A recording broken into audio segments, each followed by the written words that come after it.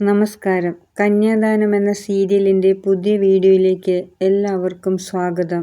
സുശീലയെ ഹോസ്പിറ്റലിൽ നിന്നും ജയിലിലേക്ക് തിരിച്ചു കൊണ്ടുവരുമ്പോൾ സലോമിയെ സുശീലയുടെ സെല്ലിൽ തന്നെ ഇടാൻ സുശീല പറയുന്നു.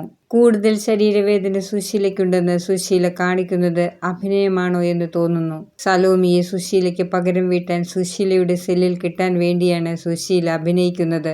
സുശീലയെ ആരെങ്കിലും എന്തെങ്കിലും ചെയ്താൽ സുശീല തന്നെ അതിന്റെ കണക്ക് ചോദിക്കുമെന്ന് സുശീല പറഞ്ഞിരുന്നു. ഇന്ദ്രനെ കൊണ്ട് സുശീലയെ ജാമ്യത്തിലിറക്കാൻ ഉപദേശിക്കാൻ വന്ന സുധന്റെയും ഹർഷയുടെയും പദ്ധതി നടന്നില്ല. സത്യനും ശ്യാമും സുശീലയെ ജാമ്യത്തിലിറക്കിയാൽ ഇന്ദ്രനും അനുപമയും അവിടെ നിന്നും പോകുമെന്ന് ഇന്ദ്രൻ പറഞ്ഞത് സുശീല അറിയും. പിന്നീട് സുശീല അനുപമയെ കയ്യിൽ കിട്ടാൻ വേണ്ടി പഴയ കപട സ്നേഹം ഇന്ദ്രനോട് കാണിക്കും. ഇന്ദ്രനും അനുപമയും വീണ്ടും അതിൽ വീഴും. അടുത്ത നീക്കം സുശീലയുടെ എന്താകും?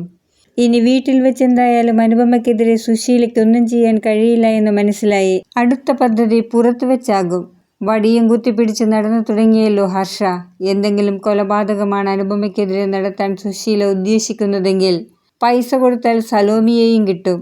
ഇന്ദ്രനോട് അനന്തൻ മാഷ് പറയുന്നു, ഇന്ദ്രൻ അമ്മയെ പുറത്തിറക്കണമെന്ന് ആഗ്രഹമുണ്ടെങ്കിൽ അത് ചെയ്യാം. പക്ഷേ ഇനി സുശീല മടങ്ങി വന്നാൽ അനുപമയ്ക്കെതിരെ ഒന്നും ചെയ്യരുത്. അതിന് യാതൊരു ഉറപ്പുമില്ലെന്ന് ഇന്ദ്രൻ പറയുന്നു. അമ്മയ്ക്ക് പഴയതുപോലെ തന്നെ ജീവിക്കാനേ കഴിയൂ.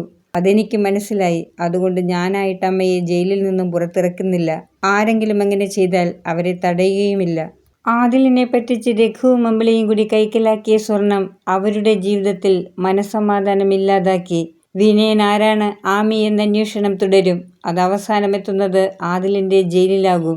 പോലീസിന് കൈമണി കൊടുത്തെങ്കിലും ആദിൽ ആരാണെന്നും എന്തിനാണ് ജയിലിലായതെന്നും രഘുവിനും അമ്പിളിക്കും ചീരുവിനും അനുപമയ്ക്കും ദാസാറിനും മാത്രമറിയാവുന്ന ആ രഹസ്യം വിനയൻ കണ്ടെത്തും. ചീരുവിനെ പഞ്ചരത്നത്തിലേക്ക് കൊണ്ടുപോകുന്നത് തടയാൻ വിനയൻ എന്ത് തരികിട പണിയും ചെയ്യും. ചീരുവും അനുപമയും രഘുവിനെ സംശയിച്ചത് ഒരിക്കലും ശരിയായില്ല. സംശയം മാത്രം കൊണ്ട് നടക്കുന്ന അമ്പിളിയെ ആദ്യം ഉപദേശിച്ച് നന്നാക്കാൻ നോക്കുന്നതിന് പകരം ആമിക്ക് ചെയ്തു കൊടുക്കുന്ന ചെറിയ സഹായങ്ങൾ പോലും ഇല്ലാതാക്കി.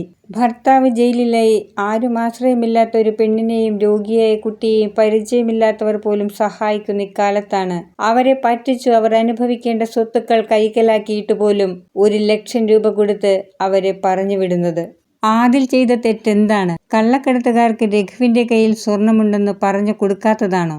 അതുകൊണ്ട് തന്നെയാണ് വിനയനെ പോലെ ഒരുത്തൻ വന്ന് എല്ലാ രഹസ്യങ്ങളും കണ്ടുപിടിച്ച് എല്ലാവരെയും അറിയിക്കുന്നത്. വിനയന്റെ പരദൂഷണം തടയാൻ അമ്പിളിക്ക് പറ്റുമോ? രഘുവിനെ പറ്റി വിനയൻ പറയുന്ന നുണയൊക്കെ വിശ്വസിക്കാൻ അമ്പിളിക്ക് യാതൊരു മടിയുമില്ല. ഇന്ദ്രനെ പോലെ അവിഹിതത്തിന് നടന്ന ഒരാളാണോ രഘു? സാമ്പത്തികമായിട്ടല്ലെങ്കിലും കുടുംബം നല്ലതുപോലെ നോക്കി നടന്ന രഘുവിനെ സംശയിച്ച അമ്പിളി മറ്റാരെയാണ് ഇനി വിശ്വസിക്കുന്നത്? വീഡിയോ കാണുന്നവർ ഇഷ്ടപ്പെടുകയാണെങ്കിൽ സബ്സ്ക്രൈബ് ചെയ്യാനും ബെല്ലൈക്കൺ അമർത്താനും മറക്കരുത്.